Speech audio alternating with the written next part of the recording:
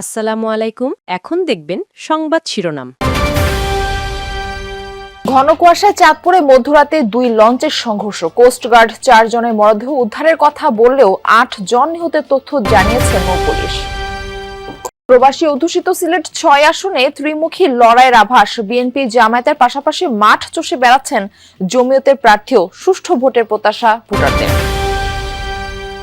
হামলা ভাঙচুরের 1.5 বছরও চালু হয়নি খুলনার গণহত্যা জাদুঘর। উদ্ধার করা যায়নি লুট করা নথিপত্র ও মালামাল। ক্ষুব্ধ মুক্তিযোদ্ধারা।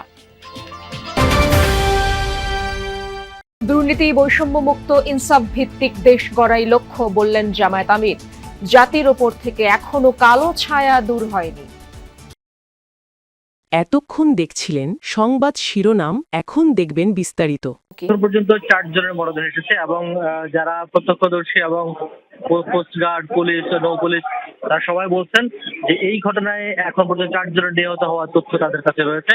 অন্য কেউ নিহত হয়েছেন কিনা বা কেউ নিখোঁজ আছেন কিনা সেই বিষয়ে কোনো বিস্তারিত তথ্য তাদের কাছে নেই। অর্থাৎ তারা বলছেন 2 থেকে 3 জন আহত হয়েছেন, সেই আহতদেরকেও উদ্ধার করে চিকিৎসা দেওয়া হয়েছে। কাউকে এখনো চিকিৎসা দেওয়া হচ্ছে, তবে 4 জনের বেশি নিহত হয়েছেন বলে এমন কোনো খবর তাদের কাছে নেই। তো সুতরাং ধারণা করা হচ্ছে এখন পর্যন্ত নিহতের সংখ্যা 4 জন।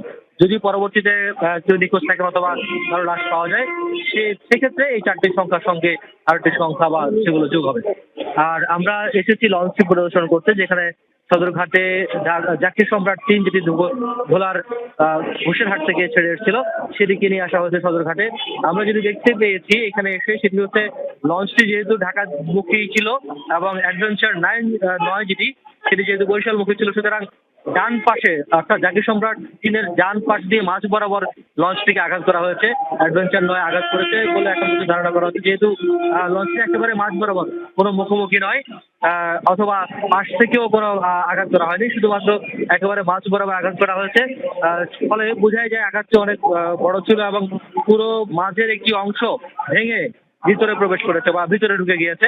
সুতরাং বোঝাই যায় লঞ্চটির অবস্থা দৃষ্টিতে মনে হচ্ছে যে অত্যন্ত জোরে সেটি আঘাত ছিল, যেহেতু যাত্রীরা বলছেন যে ঘন কুয়াশা ছিল এবং কুয়াশার কারণে অনেক কিছুই দেখা যাচ্ছে না, স্পষ্ট হওয়া যাচ্ছিল না।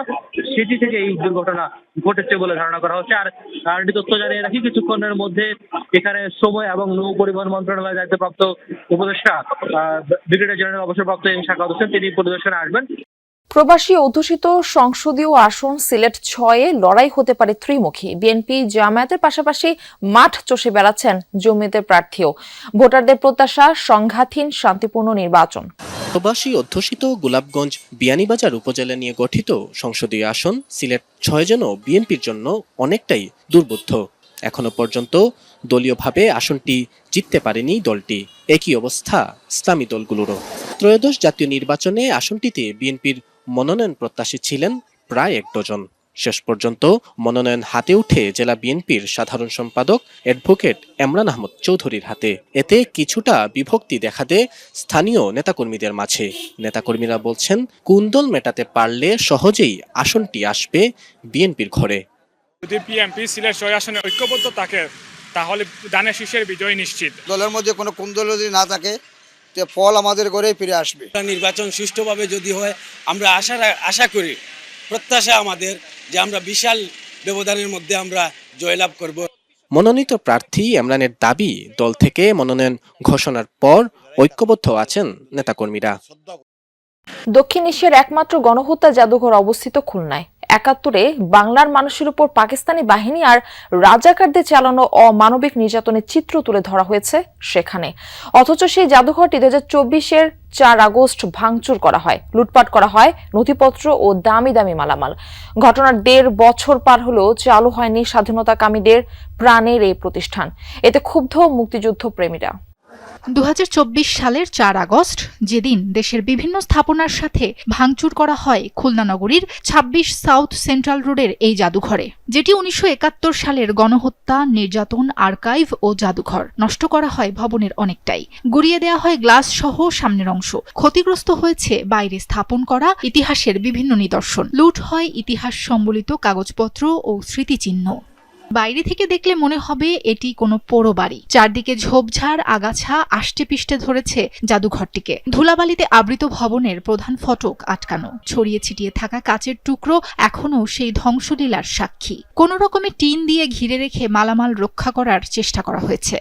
মূল যে মুক্তিযোদ্ধার যে একটা প্রতিষ্ঠান, একটা জাদুঘর, এইটাই বন্ধ।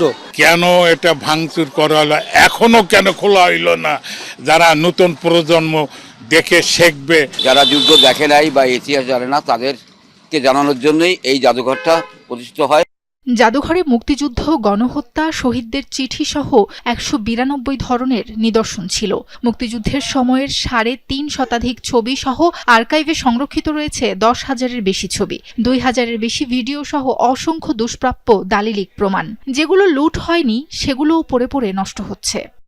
71কে বাদ দিয়ে, আমাদের অস্তিত্বকে বাদ দিয়ে, আমাদের এই যে দেশ, স্বাধীন সত্তা, আপনি কোথায় সেটাই তো অস্বীকার করবেন? আপনি কি সেটা? জাতির উপর থেকে কালো ছায়া এখনো দূর হয়নি।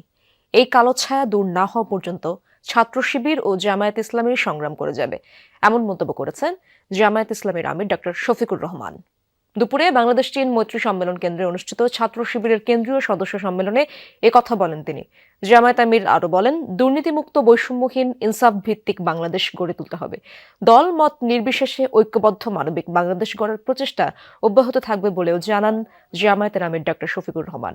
মিথ্যাচার ও অপপ্রচার দিয়ে ছাত্র শিবিরকে থামিয়ে দেওয়ার চেষ্টা হচ্ছে, এমন অভিযোগ করেন জামায়াতের সেক্রেটারি জেনারেল মিয়া গোলাম পরোয়ার। বলেন, স্বাধীনতা বিরোধী রক কাটা কিংবা ক্রস ফায়ার আয়নাঘর দিয়ে ছাত্র শিবিরকে থামানো যাবে না। এর আগে সকালে সম্মেলনের উদ্বোধন করেন জুলাই গণ অভ্যুত্থানে প্রাণ হারানো মুনতাসির আলিফের বাবা। সব ধর্ম, সব দল, সব জাতি মিলে ঐক্যবদ্ধ বাংলাদেশ নিয়ে আমরা সামনে এগিয়ে যাব। সেই ঐক্যবদ্ধ বাংলাদেশ ইনশাআল্লাহ শুধু বাংলাদেশকে রাস্তা দেখাবে না, ইনশাআল্লাহ সেই বাংলাদেশ দুনিয়ার বহু দেশকে রাস্তা দেখাবে ইনশাআল্লাহ। জাতিকে বিভ্রান্ত করে আমাদেরকে আবার সেই পেছনে ঠেলে দিতে চায়, কিন্তু জাতি কোনো মিথ্যাচার, কোনো মিসপ্রপাগান্ডাকে কখনো বিশ্বাস করবে না। তারা জানে না ইসলামী ছাত্র শিবিরকে কখনো সন্ত্রাস দিয়ে কখনো স্তব্ধ করা যায় না। মধ্যরাতে ঘন কুয়াশায় চাঁদপুরের মেঘনা নদীতে এমভি জাকির সম্রাট 3 এবং অ্যাডভেঞ্চার 9 লঞ্চের মধ্যে সংঘর্ষ হয়েছে। এখন পর্যন্ত নৌপুলিশের কাছে 4 জনের মরদেহ হস্তান্তর করেছে কোস্টগার্ড। আহত হয়েছেন কয়েকজন। বৃহস্পতিবার গভীর রাতে হয় এই দুর্ঘটনা। প্রত্যক্ষদর্শীরা জানায়, বৃহস্পতিবার বিকেলে ভোলার ঘোষেরহাট ঘাট থেকে যাত্রী নিয়ে ঢাকার দিকে রওনা করে এমভি জাকির সম্রাট 3। চাঁদপুরের মেঘনা নদীতে আসার পর ঘন কুয়াশার কারণে ধীর গতিতে চলছিল লঞ্চটি।